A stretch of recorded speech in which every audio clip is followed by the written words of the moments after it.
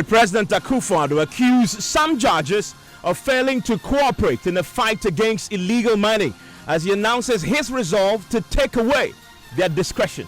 We've had to take away some of the discretion of the judges, largely because they're not cooperating on these matters. Yes, people are caught, flagrant acts, they're taken to court, granted bail, and then at the end of the day they disappear, etc.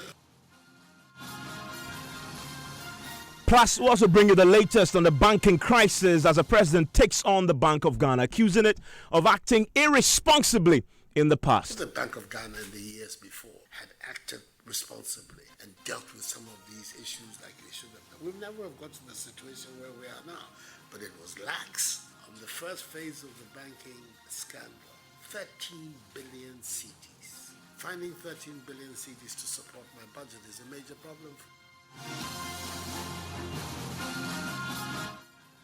This is Topstory with Evans Mensah.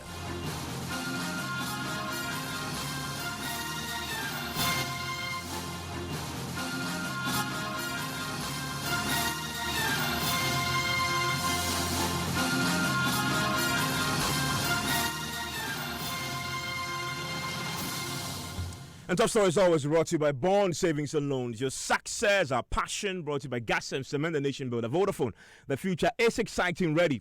And Nationwide Health Insurance. Now, President Akufo-Addo is tonight laying into some judges, accusing them of failing to cooperate in the fight against illegal mining. He says the judges have simply not cooperated, and the attitude of these judges is making the fight against illegal mining difficult. He has therefore initiated legislation, in fact, which has now been passed, and he has assented to, which he says would take away some of the discretionary powers of these judges. Now, if caught engaging in galamsey under this new law, you could spend a minimum of 15 and a maximum of 25 years in prison. An amendment to the mining law passed by Parliament last month and assented to by the President just yesterday provides stiffer punishment also for foreigners engaging in the illegal mining sector. Now, let's listen to the President as he explains his rationale behind this amendment and his particular concern about these judges. It was brought to me yesterday for my assent, so it is now law. But the Parliament has amended the mining law and heightened considerably the penalties for those engaged in illegal mining in the so-called galamsey. We're talking about minimum sentences of 15 years, maximum 25 years. We have increased the punishment for foreigners who intervene illegally in this industry. We've had to take away some of the discretion of the judges, largely because, Madam, with the greatest of respect, they're not cooperating on these matters. Yes, people are caught, flagrant acts, they're taken to court, granted bail, and then at the end of the day they disappear, etc. A lot of these Chinese people who are caught, they've been brought to court, they're granted bail, we don't hear of them again, only to hear that they have resurfaced in the country.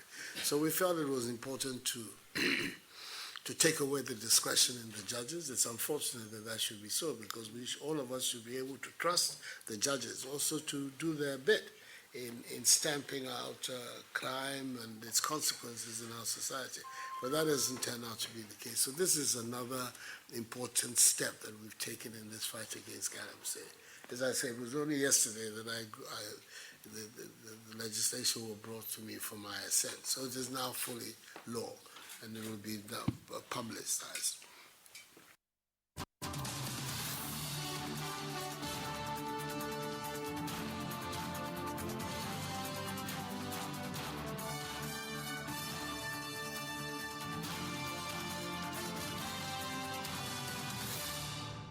Well, on the telephone line with me right now is the ranking member on Parliament's Constitutional Legal Affairs Committee in Parliament. He's also former Lands and Natural Resources Minister, Enusa Fuseni. Also with me on the line is the convener of the Media Coalition Against Galamsey, Mr. Kenneth Ashigwe. Thank you, gentlemen, for the time here on Top Story. Thank you very much. Mr. Fuseni, let me start with you. Is it fair for the president to say what he said there about the judges? Some of them, he says, simply failed to cooperate in the fight against illegal mining, and the fact that he's had to now introduce some legislation which has been passed, by the way, by your good selves in Parliament, and he has assented to. Fair to say that the criticism he's laid at the doorstep of the judges? Well, thank you so very much for this opportunity to contribute to this important debate at this time of the year. And to say that I don't believe that the fair to the judges when he said that they were not cooperating. In fact, the judges have been cooperating within the ambit of the law. Judicial discretion is given to judges to enable them deal with different situations at the same time.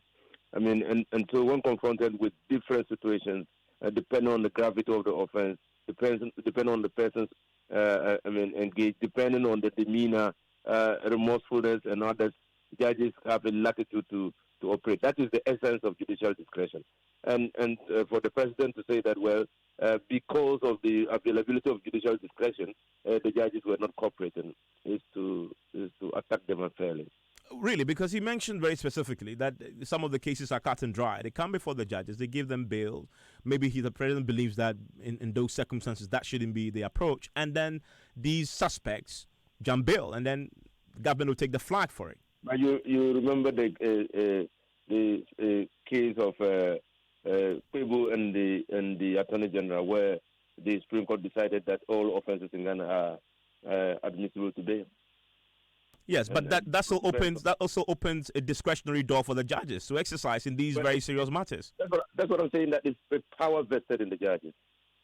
They have to look at the facts of the case and determine whether or not the gravity of the offence will entitle them to exercise a discretion in the favor of the accused person admitting him to bail. It depends on the gravity, and the lawyers or Attorney General's office will always have to demonstrate the gravity of the offence to be able to excite the interest of the judge and invoke his jurisdiction to exercise a discretion one way or the other in their favor or against them. Let me bring in Ken Ashigbe. Mr. Ashigbe, I know you've been following very closely how some of these cases that end up in court are dealt with. Happy with the way the judiciary has handled these cases? Not at all. Definitely one of the major weaknesses that we've had with the fight against Galamsey has not just been the judiciary, but the whole justice delivery system. So right from if you look even at the number of arrests that have been made by Operation Vanguard, and I think at the last count we're looking at less than 10% that have been successfully prosecuted. It's not only just the judges, but right from your investigators who do these cases to those who are prosecuting, to the nolle prosequas that are filed by Attorney General, all of them, have helped. But definitely we've had situations where the judges have also not helped. I remember we petitioning the Attorney General because there was a judge in Takwa who had, when some Chinese people were convicted of the crime, all they got was the minimum penalties for even Ghanaians. They didn't even give them the penalties that were for the foreigners. So definitely there was a lot of discretion, including the possibilities of fines, and then you then also had the issues of custodial sentences and both. But what you tended to see was that most of the time it was the minimal fines, that the 2,400 Ghana cedis that were imposed. A few of the judges were actually imposing custodial sentences. So in as much as we commend the president for taking away some of those discretions, we also need to look at not just the judicial system, but also the entire justice delivery system. How are the prosecutors preparing to go to court? Bear in mind, when you take the case of Ashawan, when the Attorney General went to court on one of the days to go and when they had filed for bail, and they opposed it. The judge was very clear in the fact that the prosecutors had done a shambolic job in that. So it's not just the judges that you have to look at. We need to look at the entire justice delivery system. But I would say that this particular piece of amendment is definitely a step in the right direction, but it's just one of the things that we need to do when we take the justice delivery system into consideration. Mr. Fuseni, there you have it. I mean, Mr. Ashigbe makes the point that judges are giving minimum sentences, even imposing custodial sentences on people found guilty of engaging in illegal mining. Mr. Shego has just cited one example in Takwa to buttress his point, and that cannot be the general practice within the court system. What I'm saying is that judges do not have, an unfettered latitude to operate. They operate within the law, and if the law gives them a discretion, a latitude, they operate within that latitude, and within that latitude, you will find, depending on the idiosyncrasies of the judge or the facts of a case, a judge exercising a discretion one way or the other. That is the judicial system. That is how justice is served. I mean, if the Attorney General is dissatisfied with the way a judge has handled the matter, he has the right of appeal against the decision. And so that's how the judicial system is self-correcting. That's what I want him to understand. And it's dangerous. It's very, very dangerous for a president to begin to say that I'm curtailing the discretion of judges in a democratic dispensation like ours. It's very dangerous. What makes that dangerous? He's used your good selves, which again allow him under the Constitution, Parliament, to pass the laws that will make it necessary for him to curtail those discretion. I think that when the bill came before Parliament for discussion, we raised issue about the curtailment of the discretion of and in quotes the discretion, because there's still a discretion. And I think even what the president is doing is miscommunicating. The latitude, what he has just done, what they have done in the law is to raise the sentencing regime and make the sentences more punitive, but still offer a range. And it's the range that we describe as discretion. So you have 15 to 25. That's discretion. That's the latitude. That gives the judge a discretion to impose a minimum of 15 or a maximum of 25. And so, but what I'm saying, when you communicate that you are taking the discretion away from the judges, it's an unwanted interference in the administration of justice. Communicate that you are increasing the sentencing regime. You are making the sentencing regime more punitive, so that people who engage in illegal small-scale mining are punished and punished well. And this is not the first time. We've been improving and making the sentencing regime more punitive over the years. You recall that the first Minerals and Mining Act didn't allow for confiscation of equipment. You could seize but not confiscate. Now, under the sentence, you can confiscate. In fact, foreigners were the sentencing regime for foreigners was too low. Under the amendment, we increased the sentencing regime. Under this amendment, there is a further increase in the sentencing regime. So you are tightening the sentencing regime, not taking away the discretion of judges. That's a wrong communication. Yeah, I mean, but you understand what the president was trying to say. He, in essence, what I'm saying that minimum of 15, maximum of 20. He's just saying that when I give you the discretion that existed before, which allowed you to impose a fine, and people were choosing to impose a fine and custodial sentences instead of giving a maximum for such a serious crime against the environment, I'm tying your hands there so that you play within the very serious frame of 50 and 20. I'm amending the law to make the law not amenable to fines. That's all. That is an executive act. I'm amending. The president came to Parliament to amend the laws to make offences related to illegal small-scale mining not admissible to fines. That's not taking the discretion. That punishment is no longer available. It's not a discretionary punishment. What I'm saying is that the communication is totally wrong. And in a democratic regime like ours, and everywhere, when the executive starts making statements like taking discretion away from judges, that is a dangerous statement. But he's allowed to do what he said he's done. He's not allowed to do that. Why is he not allowed? The Constitution allows him to come to Parliament to get the approval for that. Evans, listen to me. We are talking about the jurisprudential ramifications of what the president has said. What is that?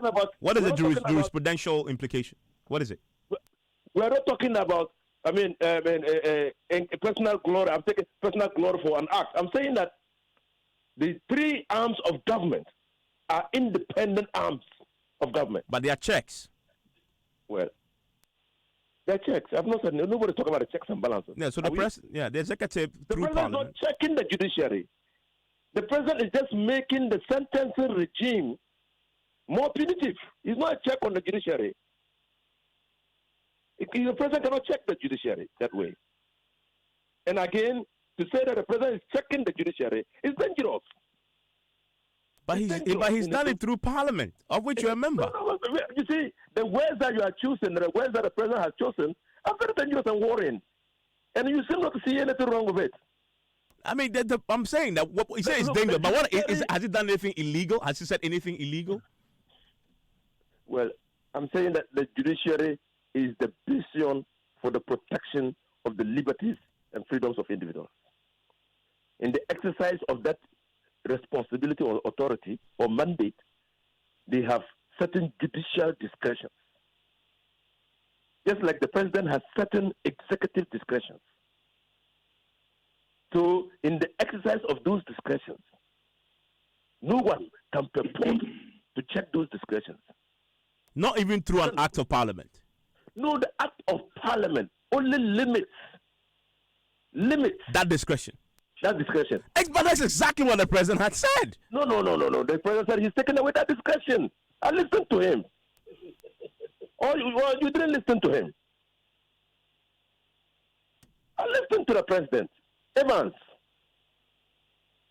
And I don't think that is good communication. You can't take away the discretion of the judiciary in a democratic dispensation like ours, where we have a constitution that gives the judicial authority of state is vested in the judiciary. Just like the executive authority of state is vested in the executive, and the legislative authority of state is vested in Parliament. You can't take away that. Let me bring in Ms. Ashby. Ms. Ashby, what's your own take on this? Well, I hear Honorable Mr. Husseini talking about the comments, the words that the president has used. Because I am not a lawyer, I don't want to go into that thing. But what I can read as an engineer, all I'm just saying is that if you read the old law that talks about, and I'm quoting the Amendment Act 99 C, which talks about foreigner who undertakes small-scale mining contrary to the provisions of this act commits an offence is liable to summary conviction to a fine of not less than 30,000 penalty units and not more than 3,000 penalty units to a term of imprisonment of 20 years or more. What I'm hearing has been done is that the lower limit of it has been completely taken away. So that discretion of the judges to be able to just impose that. And we should bear in mind that the president has had cause to complain about the justice delivery system some time back again, when he was referring to the fact that just less than 10% convictions have been done. So, well, I'm sure the politicians can talk about, the communication. What I am saying is that definitely one of the things that for us as the coalition we have been pushing for is to make sure that the punishments are commensurate with the crime and are deterring enough. And you think this will make the difference? Definitely, it should make a difference. But you see, it will make a difference in as much as everybody within the chain. Because in the past, was Aisha Wang, there was the element of all of that. But what happened? It was a nolle prosequa. So even if with this particular law, if the Attorney General keeps on, filing nolle prosequa, if also when we arrest these foreigners, we don't allow them to go through the whole process, but we would allow the immigration service to just deport them, then it would not work. But definitely this is a good addition to the arsenal that we require to be able to fight it, so that we will not have the situation where all we are doing is just give them a few fines and they take it like as if it's a parking ticket, they pay for it, and they come back and do it. So definitely I think that the decision that Parliament has taken that to is definitely one of the arsenals that we need to do to be able to fight it. But there are other things that need to be done, and we all should be able to push for that to be done. I'm grateful that you joined us. That is Ken Ashigbe with the convener of the Media Coalition Against Galamsey. Earlier you had Inusa Fuseni, a ranking member of the Constitutional Legal Affairs Committee in Parliament and also former Lands and Natural Resources Minister. Well, the President also today at this encounter with the Council of State also took on the Bank of Ghana officials who he accuses of acting irresponsibly in the past, looking on allowing the crisis to fester. Listen. There should be a common meeting ground on this matter of how we can bring greater authority and discipline in the way in which we conduct ourselves as Ghanaians.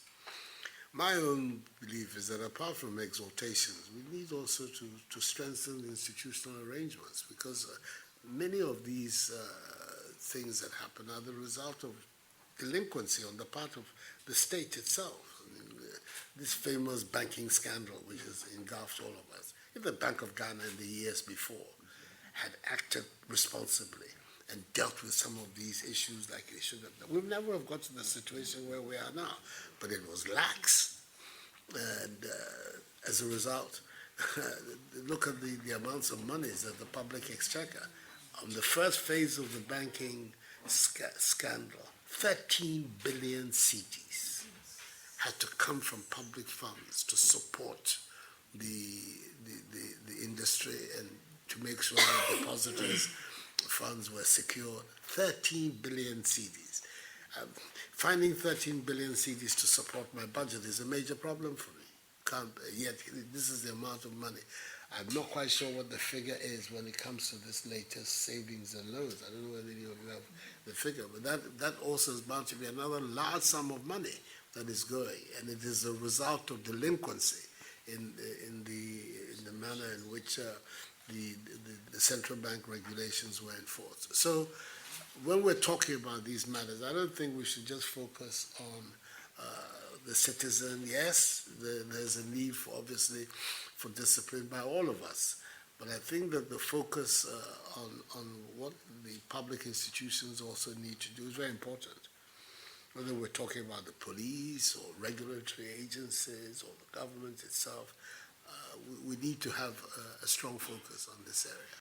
Well, Dr. Dansedo is a financial consultant, a banking consultant as well. Joins us on the telephone line. Doc, thank you for your time here on Top Story. Thank you very much.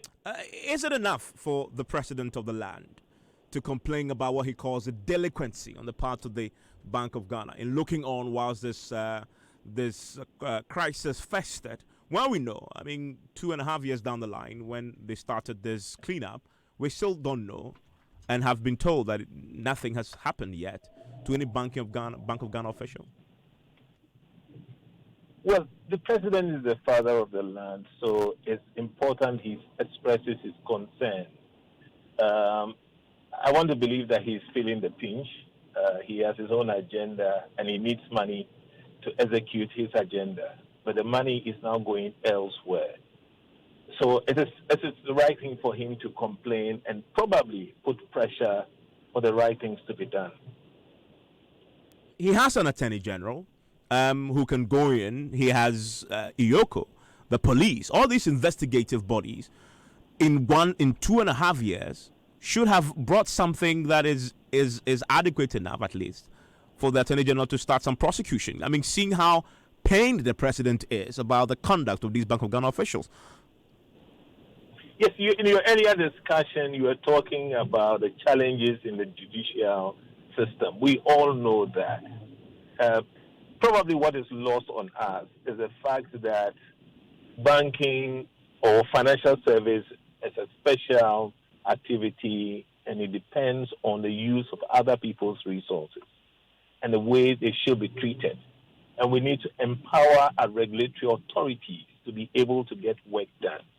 I would say that in this country, we do not have regulatory system. Our regulatory functions don't work, and we all know this. It's high time we start to fix this. It's high time we try to look at our regulatory architecture and reconfigure it to be able to address our needs. We've been badly exposed. People have taken advantage of us. We are in a very weak position to handle them. That's the reality of the day. And the earlier we wake up to smell the coffee, the better it will be for us. Happy with the way the Bank of Ghana itself has handled its own internal affairs. They're very quick to identify all the rot in other banks and savings and loan institutions, and very quick to now go ahead and close them down and declare them insolvent. But when it comes to dealing with their own internal mess, as some have called it, some say they've been too slow. Agree? Yes, I do. Because somewhere along the line, they agreed to the regulatory forbearance. But it's acting beyond that and disciplining people. That's what their challenge is. Probably we need a thorough investigation into what really happened, the role the central bankers have played in all this. Because none of these things should be a surprise to any of us. These issues didn't start just today. The 23 savings and loans institutions that have been closed down recently didn't start today. The signs were there long ago, and there was opportunity for them to act earlier than this. Why they didn't act, we need to investigate those things and correct them going into the future. I'm grateful that you joined us here on Top Story. That is Dr. Dan Sedo. He is a financial analyst and a banking expert as well, helping us dissect the president's own concerns about the Bank of Ghana and what he calls its delinquency.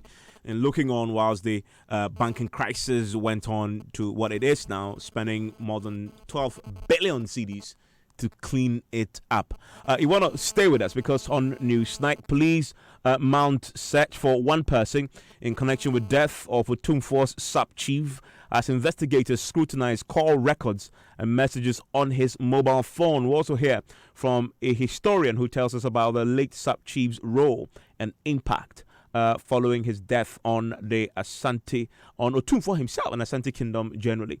Also, next episode of Joy News' citizen-driven series, Dear Nanado, captures the worrying state of the homeless, including children sleeping rough on the streets of Accra. You want to stay with us for that as well, all here on Newsnight in 2 minutes.